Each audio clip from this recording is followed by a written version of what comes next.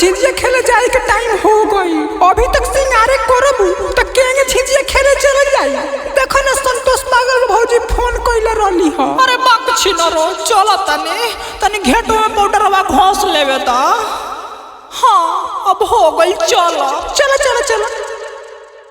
देखो कहत रही कि अभी केहू नाइल होई, सबको सिंगारे फटार में बाजल होई, लेकिन छिनरो मानो तब ना आई तो हलिया के हमरा ले आलस बढ़िया से उठला लियो ना लगावे देलस। कहाँ आइल बिया कजली पर्वतिया सिलवा मुनिया। अरे का ये सखी का फुसर फुसर बतिया बताड़ू, देखा है ने आ गईनी। आओ लेकिन तू बहुत बड़ा का छिनार बड़ुए छिनारो कहले रू 8 बजे आव के आवत रू 18 बजे आइलू तो ठीक कइलू। स्टार्ट करो झिझिया स्टार्ट करो। अच्छा लो सुनो।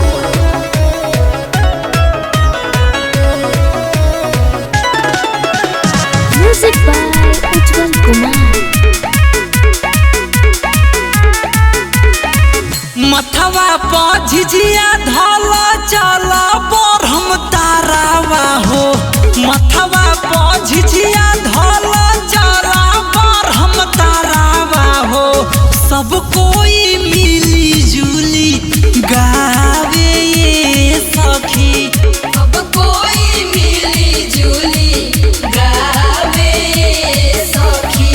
आँख में काजरवा गोला लागी नजरवा हो, आँख में काजरवा गोला लागी नजरवा हो।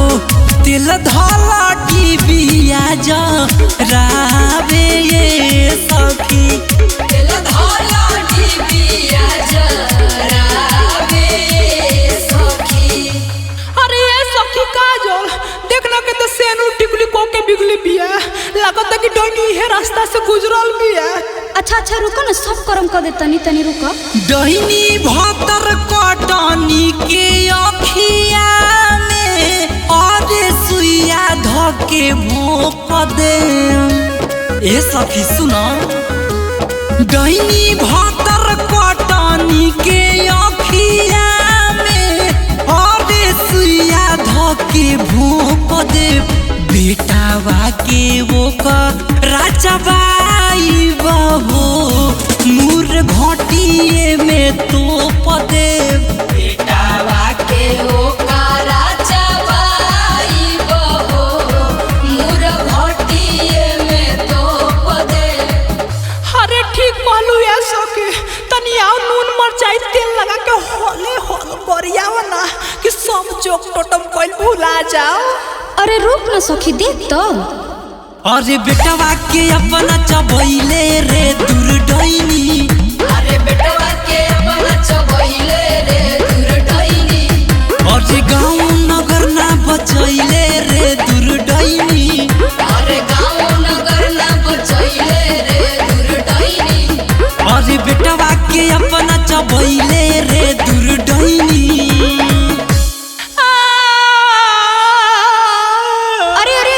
का भइले सखी? अरे देख ना रे का तमर बड़ी पेटवा दुखाता रे, लागत के हो जोक टोटम करता रे। सुनाओ लो सुनो। अरे झिझिया में हमारा जे नजर लगाई, नजर लगाई हो नजर लगाई। आदत ऊपर हम दे हम छोड़ाई, दे हम छोड़ाई हो दे हम छोड़ाई। कि अखिया में मोहला लजाई ये सखी धके लाले मर जाई। अखिया में मोहला लजाई ये सखी धके लाल मर जाई। अरे सखी काजल केंगा गुन करेली हो, लागत रहे कि अभी परान में छूट जाए। हाँ बताओ तो नहीं कैसे जोक टोना करेली। लो सुनो। भरल तो सहरा में गुन सौतिनिया जगावे पूरा हो, भरल तो सहरा में गुन सौतिनिया जगावे पूरा हो। तो डैनी सौतिनिया के बेटवा झिझिया में मारे रूड़ा हो, तो डैनी सौतिनिया के बेटवा झिझिया में मारे रोड़ा हो। अरे सखी काजल हाँ अब चलो घरे चल जाओ, कल फेर आवल जाए खेले खातिर। देखो ना कितना तबीयत खराब कर लग मार के, नजर डाढ़े नहीं चलत।